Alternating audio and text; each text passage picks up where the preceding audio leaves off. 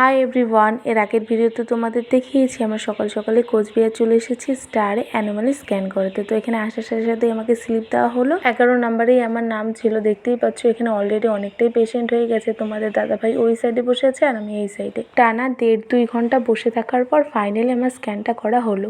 তাও আবার রিপোর্ট দিবে আরও 2 ঘন্টা পরে। আর যেহেতু আমরা অনেকটা সকালেই এসেছি, সেরকম কিছু খেয়ে আসাও হয়নি, তাই এখন আমাদের দুজনেরই প্রচণ্ড পরিমাণে খিদে পেয়েছে। পাশেই একটা ক্যান্টিন ছিল, তো সেখানেই দুজনে চলে এলাম। প্রথমে তো ভেবেছিলাম রুটি বা পরোটা কিছু খাবো, কিন্তু এখানে সেরকম কিছুই ছিল না, ভাত ছাড়া। তাই আর কি দুজনে ভাতই খেয়ে নিলাম। রিপোর্ট দেওয়ার যেহেতু আরো অনেকটাই সময় রয়েছে, আর এর পাশে এই মদনমোহন মন্দির পড়ে, তাই সেখানেই দুজনে চলে গেলাম। এখানে আসার পরেও আমরা সেরকম কোনো স্বস্তি পাচ্ছিলাম না। একেই তো খেয়ে উঠে এসেছি, আর এখানে এত রৌদ্র গরমে রাস্তাগুলো দিয়ে তো হাঁটাই যাচ্ছিল না।